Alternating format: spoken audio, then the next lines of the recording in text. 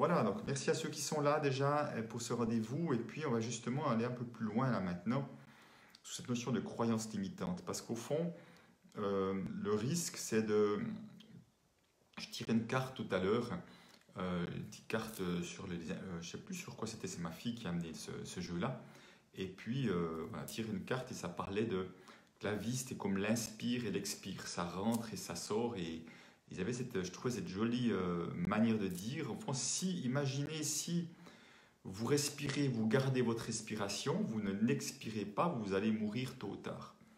Il dit, voilà, donc c'est vraiment, la vie, c'est ça, c'est de l'inspire, c'est d'expire, ça rentre, ça ressort. Il disait, mais par contre, ce qu'il partageait, et qui était parlant, il disait, mais chaque fois vous gardez vos histoires du passé, chaque fois vous gardez ces croyances limitantes, ces choses qui ne vous aident pas, que vous gardez ça à l'intérieur, c'est en train de vous limiter alors que justement ce serait bon de pouvoir le faire sortir également pour se libérer de ce qui nous retient.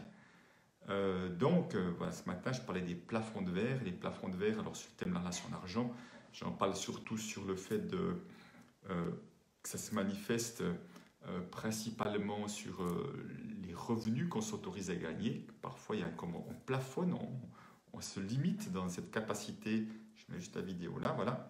La capacité à gagner de l'argent.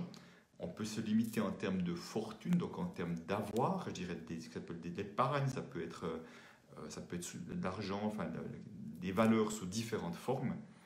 Et puis également, on se limite, on se plafonne également sur la notion de succès, de réussite et même de visibilité. Et je trouve ce dernier point, succès, réussite, alors, succès, réussite, chacun y met bien sûr absolument ce qu'il veut. Derrière, ce serait quoi pour moi avoir du succès ou avoir de la réussite ou être une réussite. Et puis en termes de visibilité, ce troisième point, je le trouve intéressant parce qu'il influence beaucoup, beaucoup, pour moi, les deux autres points. Et c'est peut-être même parfois la source d'influence des deux autres points. Parce que si inconsciemment je ne m'autorise pas à trop de succès, à trop de réussite, c'est sûr que la logique veut que je serai également limité dans l'argent que je vais gagner, puis éventuellement limité dans l'argent que je pourrais avoir, en tout cas que je pourrais économiser ou pas d'ailleurs. Et c'est intéressant d'aller se poser la question, de dire mais pourquoi finalement on pourrait se limiter par rapport au succès, par rapport à la réussite et par rapport à la visibilité. Et par rapport à la visibilité, je vais donner deux exemples que j'ai déjà vu un certain nombre de fois dans mes ateliers. Il y en a bien sûr plus, mais dans les deux exemples, un premier, je l'ai eu l'autre jour, il n'y a pas longtemps, c'était assez impressionnant de voir la réaction de la personne quand elle a pris conscience de ça. En fait, c'est qu'elle avait eu un aïeul qui était résistant. Je ne sais plus si c'était son grand-père ou je ne sais pas, qui était résistant pendant la Deuxième Guerre mondiale. Et en tant que résistant, être visible, c'était danger de mort. Surtout pas être visible, surtout être caché. Vous voyez, le message, qui était vraiment un message de survie, il passait par surtout être visible, surtout être caché. Et comme nous naissons avec toute l'histoire de vie inconsciemment, bien sûr toute l'histoire de vie des deux, de la lignée du père, de la lignée de la mère, nous pouvons potentiellement être complètement influencés par ce genre de choses-là. Et tant qu'on ne prend pas conscience qu'il y avait cette problématique-là, qu'il y a ce message inconscient en moi que ne pas être visible, c'est gagnant, eh ben, je vais me retrouver à ne pas oser faire une vidéo comme maintenant, ne pas oser me poster des choses sur Facebook, pas oser mettre des flyers peut-être de ce que je fais dans des magasins ou à différents endroits, enfin, ne pas oser faire de publicité. Donc, vous voyez, en même temps, cette notion de visibilité est vraiment perçue comme dangereuse, même très dangereuse. Mais les gens ne savent pas pourquoi. Donc, tout à coup, que je nomme, je dis, ah ben vous savez, des fois, voilà ce que je vois. Tout à coup, il y a une personne qui dit, ouh là, mais c'est vrai, j'ai eu un résistant dans ma famille.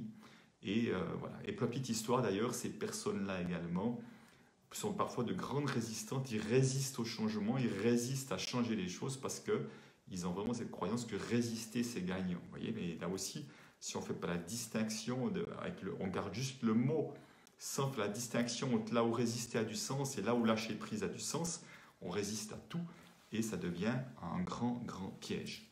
Donc c'est un premier exemple. Un deuxième exemple aussi que j'ai vu passablement de fois, c'est que quand on est un enfant non désiré, c'est-à-dire qu'à la conception, il n'y a pas de désir de mettre d'enfant en route à ce moment-là, et puis suivant les circonstances que c'est mal vu d'avoir un enfant en route hors mariage, je vois combien de fois j'ai vu des personnes des ateliers me dire, ah ben oui, ma mère, mes parents se sont vite mariés dès qu'ils ont su que j'étais enceinte. Et puis là où ça devient intéressant, c'est qu'ils sont vite mariés et surtout, il ne fallait que ça ne se voie pas.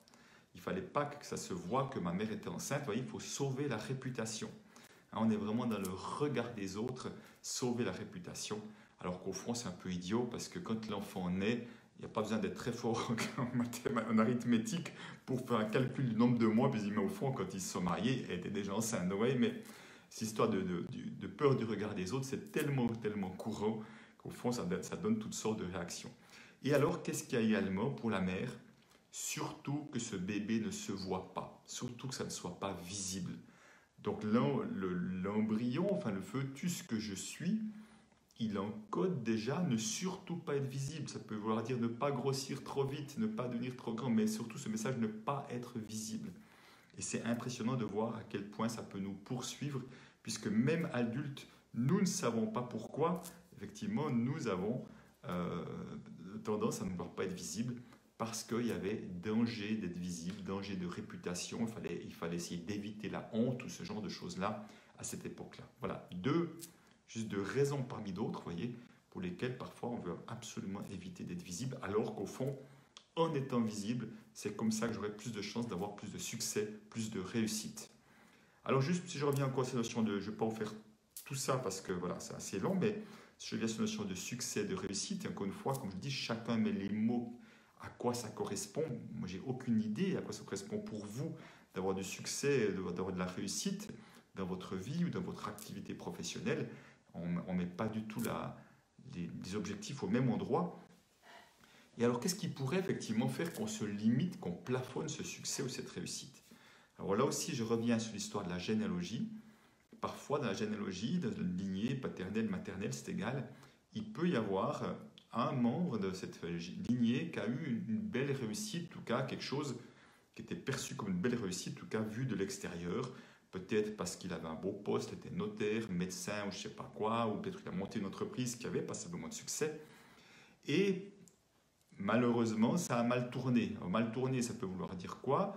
Mal tourné, ça peut vouloir dire autant il est tombé malade, il a eu un accident peut-être, mais peut-être qu'il a fait faillite, peut-être qu'il y a eu la conjoncture qui fait que tout s'est écroulé, ou alors encore, peut-être qu'il s'est mal comporté ou avec les collaborateurs, ou qu'il a dans la vie, et puis que ça s'est mal terminé, tout ça. Donc, si effectivement l'exemple de réussite de la généalogie fait que finalement ça s'est mal passé, ça s'est mal terminé, il n'est pas rare que la généalogie, un certain nombre de personnes, pas forcément tout le monde, on n'est pas tous impactés par tous, on ne porte pas tous l'histoire de tout le monde, mais un certain nombre de personnes vont comme se limiter parce que inconsciemment elles portent la peur de avoir trop de succès, avoir trop de réussite, c'est dangereux, on pourrait en payer le prix, on pourrait ou avoir toutes sortes de conséquences fâcheuses. Et donc inconsciemment, on peut effectivement se limiter à cause de ça, et on va se contenter d'un petit succès, une petite réussite. Je mets des petits avec les guillemets, mais au fond, quand je dis ça, c'est dans le sens d'une conscience que ça pourrait aller mieux que ça, mais c'est pas possible, quoi.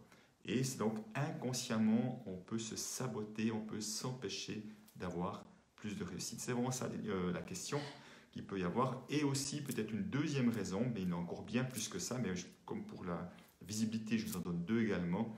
Une deuxième raison, ça pourrait être que je viens de milieux où justement on a plutôt tendance à voir petit. Peut-être qu'on pensait, on avait des croyances que l'argent c'était pas pour nous, la réussite c'est pas pour nous, que c'est parfois des gens qui étaient de petites gens, je mets des guillemets là-dessus, bien sûr, donc c'est bien sûr pas la réalité, c'est la perception que ces personnes avaient, que c'est comme si on croyait qu'on était condamné à être ouvrier ou à l'époque mineur, vous voyez, de génération en génération, condamné à ça et pas autre chose. Et que, à partir de là, si je viens de milieux comme ça, déjà d'avoir un peu de réussite, c'est déjà beaucoup, ça fait déjà passablement de différence par rapport de là où je viens. Et c'est comme si on ne s'autorisait pas à mettre trop d'écart entre ce que je vis et de là où sont les habitudes depuis quelques générations. Donc on peut aussi se limiter comme pour rester en appartenance par peur que s'il y a un écart trop grand, je puisse être rejeté du groupe d'une manière ou d'une autre. C'est intéressant, quelqu'un me disait une fois dans une interview que j'avais fait, c'est un gars qui est beaucoup aux États-Unis et qui avait lu quelque chose, il parlait je crois, des joueurs de baseball, il disait ils gagnent des millions et une grande majorité d'entre eux n'ont pas un sou, voire même sont dans les dettes. Et ce qui est intéressant, c'est de voir qu'une bonne partie de ces joueurs sont des personnes de couleur qui en général viennent de milieux modestes. Donc vous voyez, c'est qu'au moment où même j'aurais de la réussite financière, gagner beaucoup d'argent, inconsciemment, je me sabote pour revenir de là d'où je viens. Et c'est là que c'est fascinant, et c'est là qu'on peut voir à quel point ça peut être important de mettre de la conscience là-dessus pour se libérer de ça et pouvoir s'autoriser à avoir de la réussite, du succès, d'être visible sans limite aucune, en tous les cas. Voilà peut-être déjà ce que j'ai envie de vous partager par rapport à cette question de croyances limitantes et de plafond de verre en lien avec ce projet d'écriture actuellement. Et puis, je fais le lien avec Craquer le code. Craquer le code, donc c'est le nom du documentaire qu'a fait mon ami Magali, dans lequel j'ai la chance d'être un des quelques intervenants. Nous sommes quoi, 5-6, en tout cas avec des personnes que je trouve, j'aime beaucoup. Je ne connais pas tous, je connais quelques-uns que j'aime beaucoup, d'autres que je découvre. Donc, documentaire gratuit. Vous trouvez ça sur ma page également, le lien pour vous inscrire, une 50aine de minutes. Et vraiment, il y a beaucoup, beaucoup de pépites. Donc, je vous encourage vraiment à vous enregistrer pour y avoir accès, parce qu'il y a vraiment des beaux messages, que ce soit des sportifs d'élite, de différentes personnes. Donc, Magali m'a posé la question il n'y a pas longtemps, en quoi tu as craqué le code au niveau professionnel, enfin de ta vie. Et je disais dans le documentaire que craquer le code, ce n'était pas du tout de mon ADN. Moi, j'étais plutôt d'une éducation, pas trop se faire remarquer. En tout cas, c'est vraiment ce que j'avais l'impression que c'était le message de ma mère, mais en l'occurrence, c'était ma perception, je ne dis pas que c'est la réalité. Et donc, c'était pas avoir des grands rêves et tout, c'était pas du tout le cas. Donc, vraiment, c'était pas de mon ADN. Et au fond, je dis, mais au fond, à la banque, je vois que j'ai quand même craqué le code à 2-3 reprises. Et je disais, ben, une de ces choses, je l'ai fait clairement, c'est que à un moment donné, alors que j'étais conseiller en placement financier, je suis allé voir, je dirais, mon N+3, donc pas mon chef, pas le chef de mon chef, encore plus haut, qui était vraiment le chef de toute la région au niveau de la finance. Et je suis allé voir un jour en disant, bon des rendez-vous, je dis, ben voilà, j'ai un projet qui n'a rien à voir avec mon métier actuel, mais qui aurait du sens, c'est que je vois que tout ce que je fais en développement personnel, ça m'aide tellement, et que j'en parle à mes collègues qui sont comme moi conseillers en placement, ça les soutient également. Il m'est venu une idée de faire des formations à mes collègues pour justement les aider à mieux vivre leur entretien, être plus conscients de ce qui se joue, ce qui se passe dans leurs émotions, dans les émotions des clients, ce qui se joue dans l'interaction, dans le subtil. Et j'avais créé une formation en 6 demi-journées qui parlait de oser, on parlait des peurs, des émotions, des sentiments et des besoins. On parlait de ce qui se passe, qui se joue dans le subtil avec le client, des postures et tout ça. Enfin, vraiment, c'était un truc tout à fait inhabituel. Et vous voyez, là, j'avais vraiment craqué le code, dans le sens où je proposais un truc qui n'avait rien à voir avec mon métier au départ, mais vraiment un autre métier de formateur. Et je dis, ben voilà, j'aimerais bien amener ça à mes collègues. Et le gars, j'ai eu quelqu'un d'ouvert en face, il me dit, c'est génial. Vas-y, on va lancer ce truc-là. Donc, j'avais juste pris le risque d'être vu comme un drôle de gaillard. Enfin, le gars, il ne savait pas que je faisais du développement personnel, donc il découvrait quelque chose de moi, de proposer des choses complètement idiotes parce qu'il aurait pu ne pas être du tout en lien avec ça. Les sentiments, les émotions, on s'en fout, les machins subtils, on s'en fout. Simplement, tout ce que je risquais, c'était un non. Et en l'occurrence, c'était un oui. Alors, ça m'a pris 3 ou 3% de mon temps peut-être, mais ça m'a permis de mettre un pied dans la formation. Quand j'animais ça, mais je me sentais vibrer de haut en bas. Et ça me permettait de voir, mais au fond, c'est ça mon truc, quoi. C'est ça qui me fait kiffer. Et je peux vous dire que les personnes qui venaient là, mes collègues conseillers en placement, ils adoraient. J'ai eu des retours magnifiques. Et au moment où je me suis fait licencier en 2009, cette petite formation de 6 demi-journées n'a jamais eu autant de succès. Il y avait des baskets bouche à oreille, les gens s'inscrivaient. Certains m'ont dit, c'est la meilleure formation que j'ai jamais suivie dans la banque, parce qu'on osait parler ouvertement de nos problèmes et tout ça. Donc, c'était une première manière de craquer le code. Une deuxième manière que j'ai décidé de changer de métier conseiller en placement, j'ai fait 17 ans ce métier-là. Et en général, ce que j'ai remarqué, c'est que plus on fait longtemps un métier, plus on pense qu'on est condamné à ne faire que ça. Plus on crée une croyance que je ne sais faire que ça. Et moi, un jour que j'en ai eu ras-le-bol, que je n'en pouvais plus de ce métier-là, je me suis dit, s'il y a moyen de mettre plus d'humains dans la banque, pourquoi pas y rester, autrement je partirai. Et au moment où je me suis dit ça, la semaine d'après, un gars m'appelle, un gars que je trouvais brillant. Il me dit, j'aimerais bien venir travailler pour moi. Et je dis, ok, pourquoi pas, si c'est plus proche de mes valeurs. Et il y avait l'idée d'avoir un peu plus de place pour ce genre de choses que j'aimais faire, mettre plus d'humain au centre, mais surtout le fait de changer de métier. Je me souviens, mon chef m'a dit, mais tu ne te rends pas compte le nombre de conseillers en placement qui parlent de toi, parce que ça paraît incroyable que quelqu'un ose changer de métier comme ça. Donc j'étais en train de montrer un autre exemple, et surtout ça m'a permis, à travers cette nouvelle expérience, d'être beaucoup en lien avec les différents membres de direction, et de voir que j'avais quelque chose de singulier à leur amener, encore une fois, de tout ce que je faisais à côté de mon travail, pour vraiment mettre de la conscience sur mon fonctionnement, était vraiment aidé. J'avais vraiment un regard différent des autres. Et puis, là aussi, j'ai imposé, dire, ok, je viens, une condition, c'est de travailler à 90% et pas à 100%. Je veux plus de temps pour faire encore plus de cours à l'extérieur. On m'a dit, ok, 23, ça faisait 23 jours de vacances non payées. Donc j'avais en gros, je crois, 45 jours par année, je crois, de vacances payées ou pas. Mais ça me laissait beaucoup de marge pour aller faire des formations. Donc vous voyez, là aussi, le nombre de personnes qui m'ont dit, oh, mais la chance que tu as de bosser à 90%, à 90%, c'est dingue. Je dis, la chance, j'ai pas de chance, j'ai demandé. Si vous ne demandez pas, ça ne va jamais vous tomber dessus. Donc vous voyez, ce genre de déresponsabilisation, plutôt que d'aller voir la chance chez l'autre, c'est dire, mais qu'est-ce que je peux faire moi pour oser aussi m'offrir une vie différente. Et puis la troisième fois, j'ai craqué le code à la banque, parce que je me suis fait licencier. Comme j'avais très bonne réputation, on m'a dit, vous ne voulez pas revenir conseiller en placement, on va vous trouver du boulot là-dedans. J'ai dit, jamais de la vie, je ne veux faire plus que ce que j'aime. Et ce que j'ai créé un poste qui n'existait pas. J'ai dit, si ce poste vous intéresse, vous m'engagez. Si ça ne vous intéresse pas, vous ne me gardez pas. Donc j'étais très clair dedans et je n'étais pas du tout à rechercher la sécurité, j'étais juste à rechercher la joie, le plaisir, le sens de ma vie. Et là, j'étais licencié pour mon plus grand bonheur, effectivement. Donc voilà, au fond, vous voyez, si je n'ai pas du tout craqué le code de ma manière de faire dans ma jeunesse, ben, je n'y croyais pas, je ne m'autorisais pas à ça.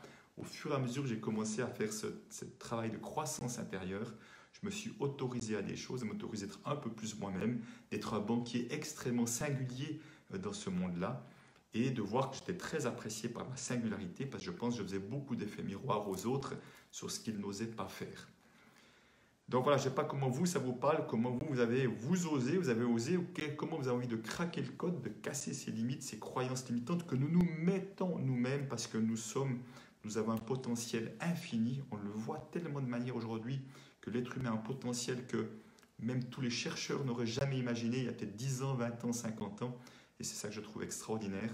Donc comment est-ce qu'on peut pousser ses limites, mais enfin, je dis avec bienveillance, bien sûr, pas forcer quoi que ce soit, mais en tout cas juste parce qu'on sent qu'il est possible de faire autrement, de faire plus, pas forcément au sens de quantité de travail, mais en termes de contribution, et que peut-être c'est ça que nous avons envie. En tout cas, ça me paraît nécessaire de sortir, pousser ses limites, c'est sortir de ce qu'on appelle la zone du connu, la zone de référence, qu'on appelle à tort parfois la zone de confort, parce qu'elle n'est pas si confortable que ça. Et je vois que chaque fois qu'on fait des pas en dehors de cette zone-là, c'est comme si ça élargit ma zone de jeu, la zone où j'ose, en tout cas, j'ose me mouvoir, j'ose offrir quelque chose. Et c'est un chemin continu, en tout cas, je vois que la plupart d'entre nous, on ne cesse d'élargir cette zone-là et pour s'offrir et offrir toujours plus.